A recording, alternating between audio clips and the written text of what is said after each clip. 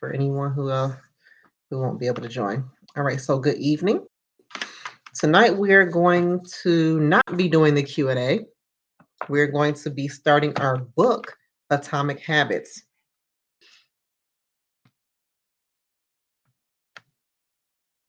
So we're going to read chapter 1 and 2. Valerie, you said you had started to read the book, right? How many chapters did you get in? I almost finished chapter 2, but I thought, Okay. we needed to have a few more chapters and then I'll be complete with that one. Oh, okay. All right. Stephanie, did you get started reading it yet, or you waited until tonight? No, I just waited till tonight. Okay. Yeah, I didn't start reading it either. Why is it asking me to connect my AirPods? Where's my AirPods at? No, I don't want to do that. Okay. Ow. Okay. Let me stop being greedy and get started. So we're going to see what 1 and 2 is all about tonight. Are they long chapters, Valerie? No, they're not long chapters. No. Okay. So chapter 1 and 2 falls up under the section, The Fundamentals, Why Tiny Changes Make a Big Difference. We got 20 chapters in this book. So hopefully we can get it done. Maybe by March. End of March, we'll see. All right. Let's see. Introduction. Do I want to read the introduction? Let me see. Okay. All right. Introduction. My story. On the final day of my sophomore year of high school, I was hit in the face with a baseball bat. Ouch.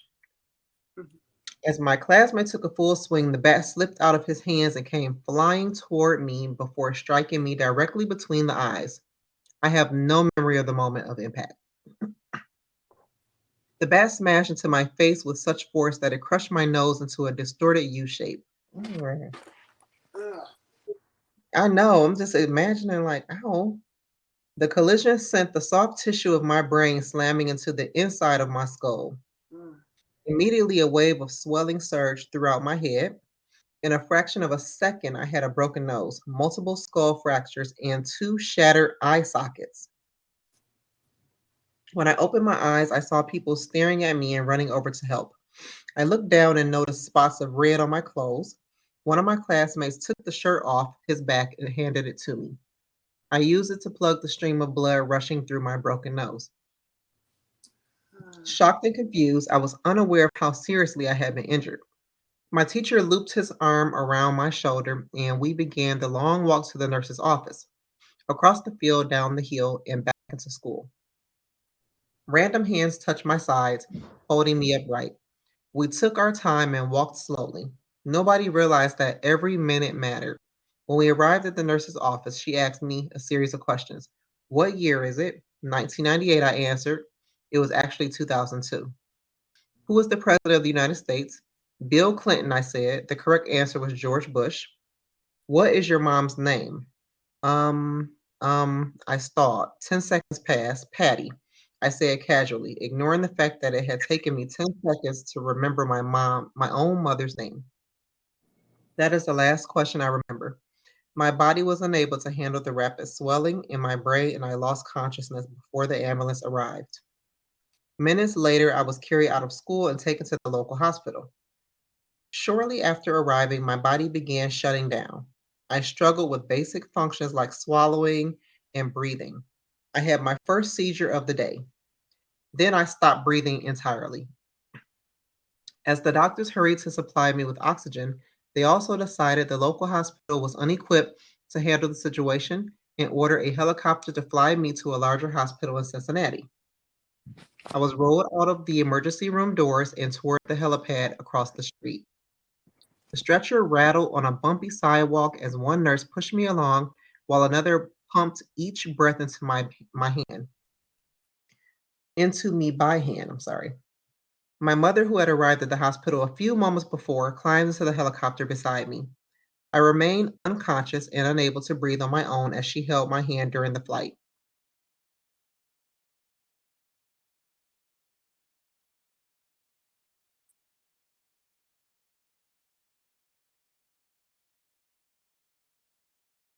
While my mother rode with me in the helicopter, my father went home to check on my brother and sister and break the news to them.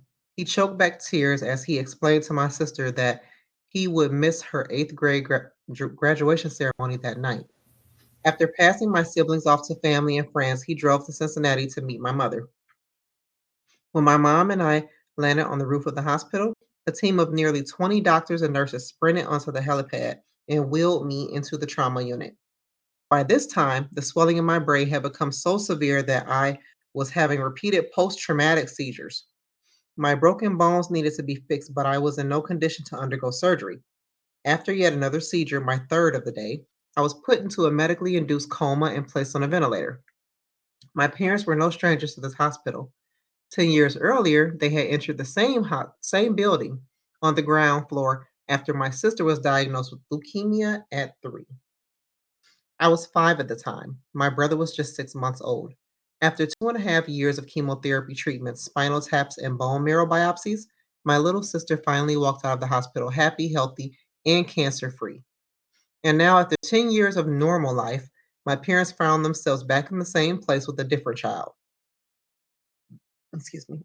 While I slipped into a coma, the hospital sent a priest and a social worker to comfort my parents. It was the same priest who had met with them a decade earlier on the evening they found out my sister had cancer. As day faded into night, a series of machines kept me alive.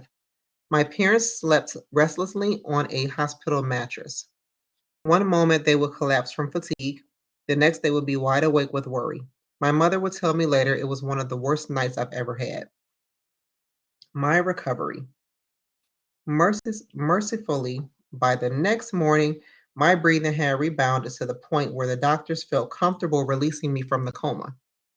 When I finally regained consciousness, I discovered that I had lost my ability to smell. As a test, a nurse asked me to blow my nose and sniff an apple juice box. My sense of smell returned, but to everyone's surprise, the act of blowing my nose forced air through the fractures in my eye socket and pushed my left eye outward. Ow, what? My eyeball bulged out of the socket, held precariously in place by my eyelid and the optic nerve attaching my eye to my brain. Why did he have to say that? That is just the visual alone. I'm just thinking, oh. The ophthalmologist said my eye would gradually slide back into place as the air seeped out, but it was hard to tell how long it would take. I was scheduled for surgery 1 week later, which would allow me some additional time to heal. I looked like I had been on the wrong end of a boxing match, but I was cleared to leave the hospital. I returned home with a broken nose, half a dozen facial fractures, and a bulging left eye. My lord. The following months were hard. It felt like everything in my life was on pause. I had double vision for weeks. I literally couldn't see straight. It took more than a month, but my eyeball did eventually return to its normal location. Between the seizures and my vision problems, it was 8 months before I could drive a car again. At physical therapy, I practiced basic motor patterns like walking in a straight line. I was determined not to let my injury get me down, but there were more than a few moments when I felt depressed and overwhelmed. I became painfully aware of how far I had to go when I returned to the baseball field 1 year later. Baseball had always been a major part of my life. My dad had played league baseball for the St. Louis Cardinals, and I had a dream of playing professionally too. After months of rehabilitation, what I wanted more than anything was to get back on the field. But my return to baseball was not smooth. When the season rolled around, I was the only junior to be cut from the varsity baseball team. I was sent down to play with the sophomores on junior varsity. I had been playing since age 4, and for someone who has spent so much time and effort on the sport, getting cut was humiliating. I vividly remember the day it happened. I sat in my car and cried as I flipped through the radio. desperately searching for a song that would make me feel better. After a year of self doubt, I managed to make the varsity team as a senior, but I rarely made it on the field. In total, I played 11 innings of high school varsity baseball, barely more than a single game. Despite my lackluster high school career, I still believed I could become a great player. And I knew that if things were going to improve, I was the one responsible for making it happen. The turning point came 2 years after my injury when I began college at Denison University.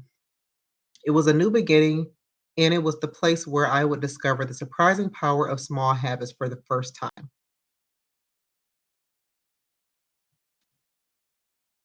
How I learned about habits. Attending Denison was one of the best decisions of my life.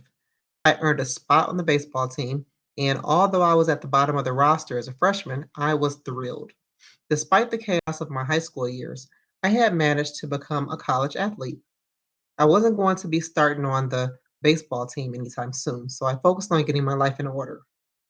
While my peers stayed up late and played video games, I built good sleep habits and went to bed early each night. In the messy world of a college dorm, I made a point to keep my room neat and tidy. These improvements were minor, but they gave me a sense of control over my life. I started to feel confident again, and this growing belief in myself rippled into the classroom as I improved my study habits and managed to earn straight A's during my first year. A habit is a routine or behavior that is performed regularly and, in many cases, automatically. As each semester passed, I accumulated small but consistent habits that ultimately led to results that were unimaginably to me when I started. Unimaginable is the word, sorry. For example, for the first time in my life, I made it a habit to lift weights multiple times per week. And in the years that followed, my 6 foot 4 inch frame bulked up from a featherweight 170 to a lean 200 pounds. When my sophomore season arrived, I earned a starting role on the pitching staff. By my junior year, I was voted team captain, and at the end of the season, I was selected for the all conference team. But it was not until my senior season that my sleep habits, study habits, and strength training habits really began to pay off. 6 years after I had been hit in the face with a baseball bat, flown to the hospital, and placed into a coma, I was selected as the top male athlete at Denison University and named to the ESPN Academic All America team, an honor given to just 33 players across the country. By the time I graduated, I was listed in the school record books in 8 different categories. That same year, I was awarded the university's highest academic honor, the President's Medal. I hope you will forgive me if this sounds boastful. To be honest, there was nothing legendary or historic about my athletic career. I never ended up playing professionally. However, looking back on those years, I believe I accomplished something just as rare. I fulfilled my potential, and I believe the concepts in this book can help you fulfill your potential as well. Let's see who's texting me.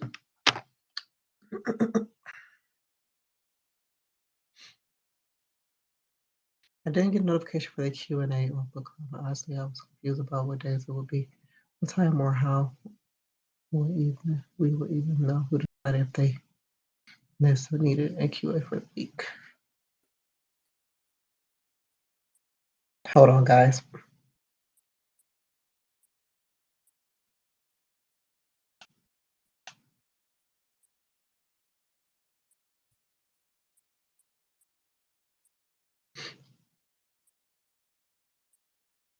The notifications are supposed to come as long as you have signed up.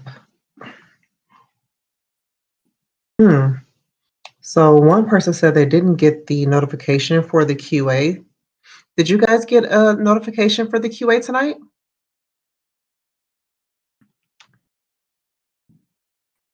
For anything. I I did. just knew the times. Yeah. What you say, Stephanie? I Valerie didn't get a did. notification for anything. I just remembered that we're meeting at 6 for the little club, so I just logged in at 6. Yeah, I did Oh, get a notification. okay. Maybe I'll maybe post in the Facebook group, I guess. Think that will help? Yeah. Okay. Maybe I'll start doing that. Maybe posting it in the events in the Facebook group.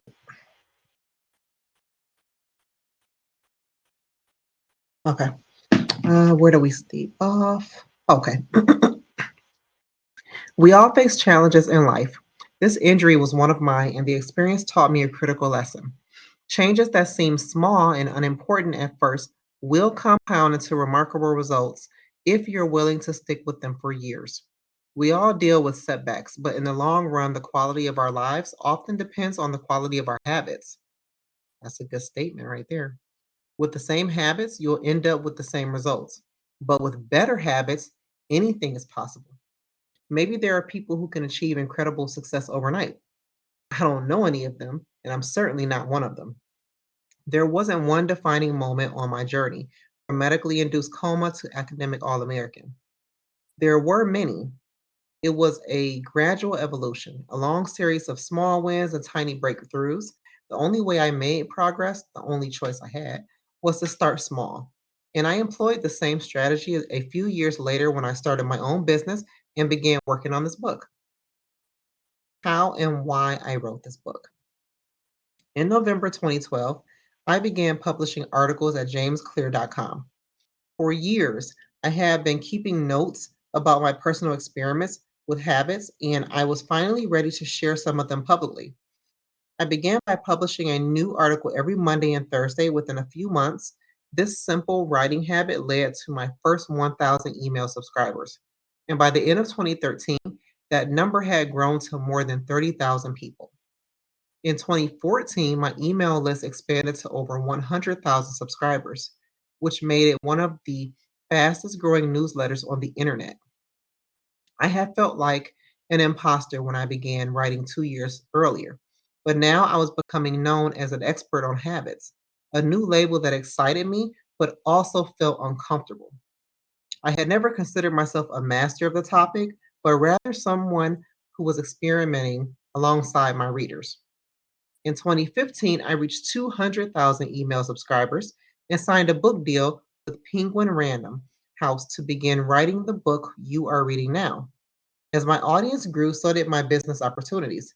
I was increasingly asked to speak at top companies about the science of habit formation, behavior change, and continuous improvement. I found myself delivering keynote speeches at conferences in the United States and Europe. In 2016, my articles began to appear regularly in major publications like Time, Entrepreneur, and Forbes. Incredibly, my writing was read by over 8 million people that year. Coaches in the NFL, NBA, and MLB began reading my work and sharing it with their teams. At the start of 2017, I launched the Habits Academy, which became the premier training platform for organizations and individuals interested in building better habits in life and work. Fortune 500 companies and growing startups began to enroll their leaders and train their staff. In total, over 10,000 leaders, managers, coaches, and teachers have graduated from the Habits Academy. And my work with them has taught me an incredible amount about what it takes to make habits work in the real world. As I put the finishing touches on this book in 2018, jamesclear.com is receiving millions of visitors per month, and nearly 500,000 people subscribe to my weekly email newsletter, a number that is so far beyond my expectations when I began that I'm not even sure what to think of it. Well, that's cool. How this book will benefit you. The entrepreneur and investor Naval Ravikant has said to write a book, you must first become the book. I originally learned about the ideas mentioned here because I had to live them. I had to rely on small habits to rebound from my injury. to get stronger in the gym, to perform at a high level on the field, to become a writer, to build a successful business, and simply to develop into a reasonable adult. I'm sorry, a responsible adult. Small habits helped me fulfill my potential. And since you picked up this book, I'm guessing you would like to fulfill yours as well. In the pages that follow, I will share a step by step plan for building better habits, not for days or weeks, but for a lifetime. While science supports everything I've written, this book is not an academic research paper. It's an operating manual. You will find wisdom and practical advice front and center as I explain the science of how to create and change your habits in a way that is easy to understand and apply. The fields I draw on, biology, neuroscience, philosophy, psychology, and more, have been around for many years. What I offer you is a synthesis of the best ideas smart people figured out a long time ago, as well as the most compelling discoveries scientists have made recently. My contribution, I hope, is to find the ideas that matter most and connect them in a way that is highly actionable. Anything wise in these pages you should credit to the many experts who preceded me. Anything foolish, assume it is my era. The backbone of this book is my four-step model of habits: cue, craving, response, and reward. And the four laws of behavior change that evolve out of these steps. Readers with a psychology background may recognize some of these terms from operant conditioning, which was first proposed as stimulus response reward by B.F. Skinner in the 1930s, and has been popularized more recently as cue, routine, reward in The Power of Habit by Charles Duhigg. Okay.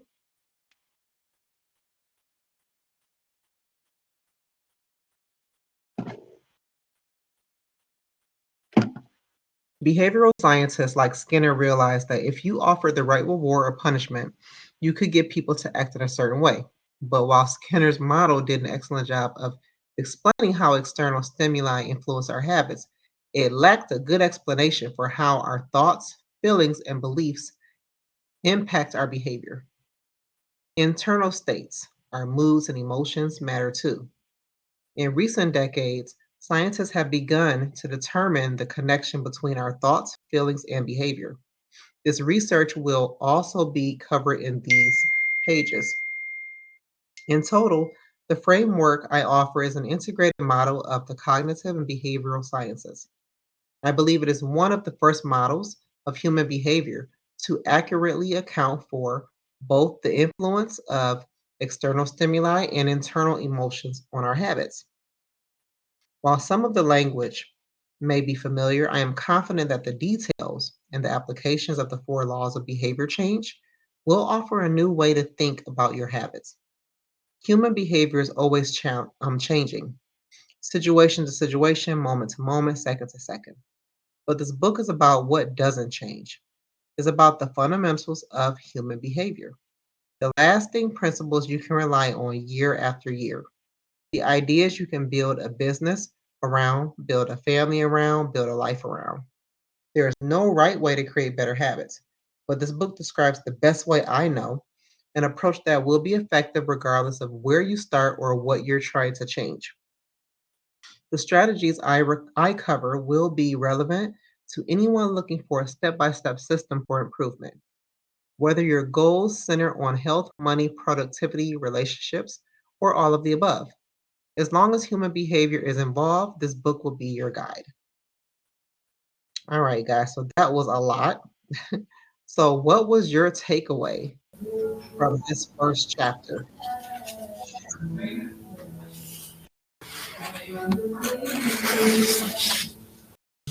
Well, Well, just the small changes that he did by doing a little bit at a time, and just showing us that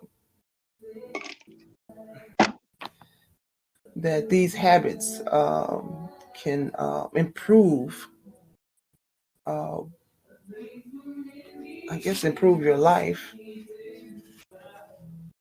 okay. Stephanie, what was your takeaway from chapter one? My takeaway was that despite what he went through with his injury, Right. he didn't let that become excuse for him not to reach a goal that he had made for himself. And by in reaching his goals, he developed these habits that were able to propel him forward and help him get there.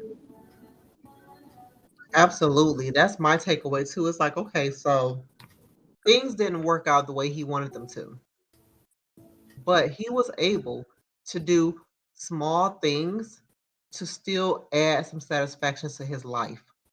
And because of those small steps that he took, he was able to do other things that were just as exciting Mhm. as what it was he was trying to accomplish before.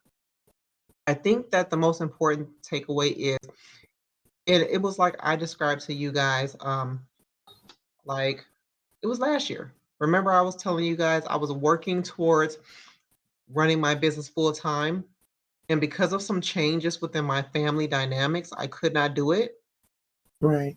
And instead of me being crushed and giving up, I continued to move forward with what I was already doing and just changing some things to still give me, what it was I was looking for, but just not the way that I had envisioned it.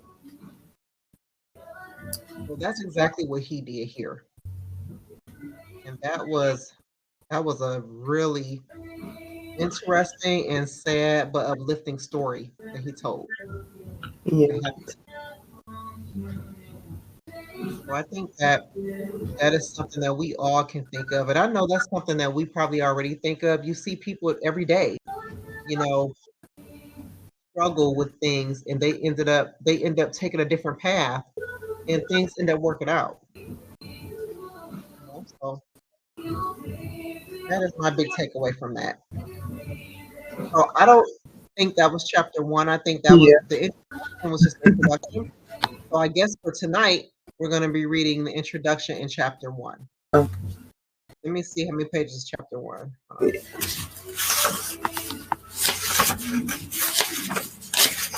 Chapter one looks like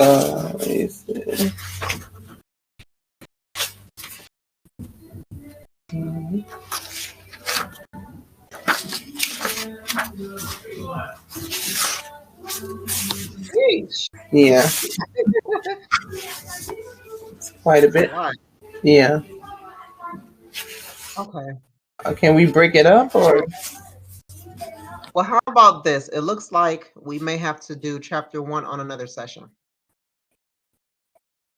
Okay. I think that his introduction is is a good start for us to get ready for the book. Okay. It really Okay. is because it's talking about how he started with habits, his reason behind it. Yeah. And What I brought think you to that, yeah, I think that's a good start for us. And that's something that can resonate with all of us, because we have so many things that we're trying to do, both personal and for our business. And Hmm. it's important to know that just because it's not working out the way you wanted it to doesn't mean it can't work out. my fingers? So, Agreed. so that's what That we was can a do. huge lesson. Yeah, yeah. And it's something that we're faced with every day.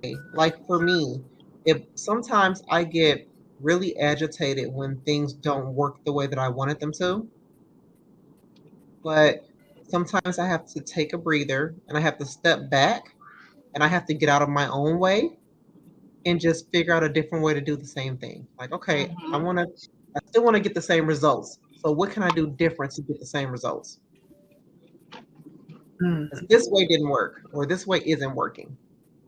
So sometimes I have to battle with myself a lot, actually. I battle with myself a lot with that. Like, dang, I really thought that was gonna work like that. Dang, okay. So instead of me just saying forget it, I'm not gonna do it, I just say, what else can I do then? Hmm. I still want to do this, but what else can I do to get it? Yeah. Yeah, you switch up your mind frame. Yep. Mm. Mhm. Because you wanting what you want isn't going to change. Mm. So you might as well think of a different way to get it, right? Yeah. Still And I gonna like want it. when the way he picked himself back up from his injuries, like he didn't make himself become he didn't victimize himself with Yeah. the injury. Yes. So Mhm. that goes to show that, and to piggyback on what you said as well, Berjo, that plan A didn't work, so what's plan B, what's plan C? Like, Mhm. you don't Mhm. just give up just because Right. something happened. Maybe the Mhm. way it happened, it was a blessing for him in a way, Yeah. because who's to say he would have thought of this book, or who's to say he would have thought of building those habits to help Mhm. propel him to what he was looking to do. Exactly. Right. Exactly. Or, because he couldn't go pro ball, he could have just been like, well, forget it. Right. I give up. I'm done. Let me show her. Hold on, guys. Was being asked, how do you sign up for the event? So let me show her here. Gotta go to.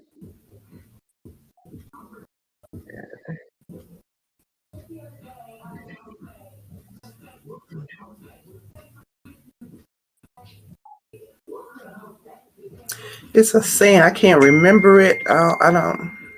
But it talks about your daily habits.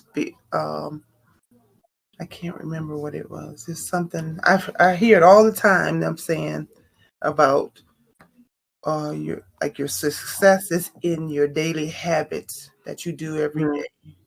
yep, that's true. And That's true.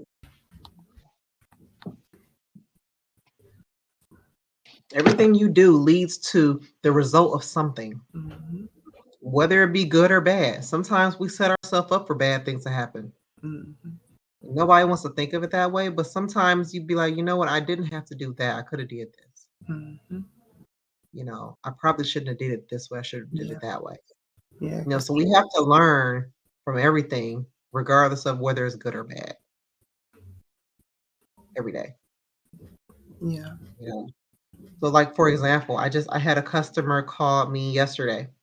I notarized a power of attorney for his dad online, and the bank said that they want his signature to match the signature on his ID. So now I have to meet this person face to face to notarize another POA for his dad so that it'll be accepted. Mm, And I'm not going to charge him for it because I've already done business with him before. I want to make sure that he's able to accomplish what it is they're trying to accomplish for his dad. So I'm going to meet them in person, and it's not close by, but I'm going to meet with them and I'm going to have them sign the documents and notarize it again in person. So those are just little things that you can do, and this is, of course, business related, yeah. you know, but instead of me being like, oh, well, since I have to notarize it again, I'm gonna have to charge you again. No, I'm not. I already worked with you. My goal is to retain my customers, right? Me making sure that he gets what he needs is going to be good for me in the long run, as opposed to me saying, well, since I got to meet with you again, I need you to pay me this and give me a deposit and all this nonsense. Mm, I'm not going to do that. yeah. And it reminds me of what Bill Soroka always says.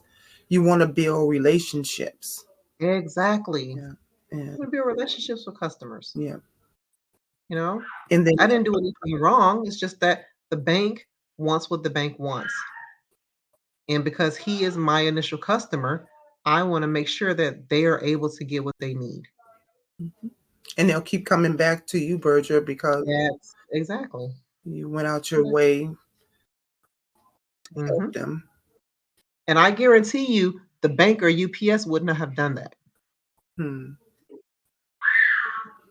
So, absolutely.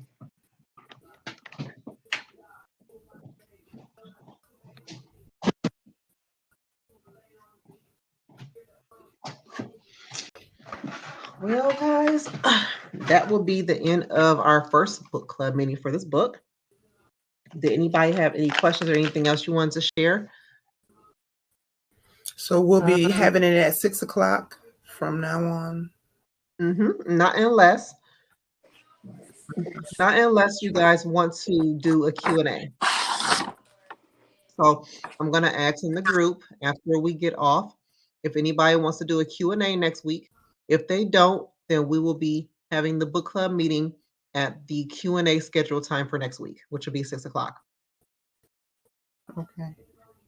And I will make sure to post it in the Facebook group for those who need to get reminders necessary. Okay. Okay. All right, guys. Well, you have a good night, and I'll talk to you next week. You too. Thank you. Everybody have a good evening. Have a good You evening. too. Bye. Bye.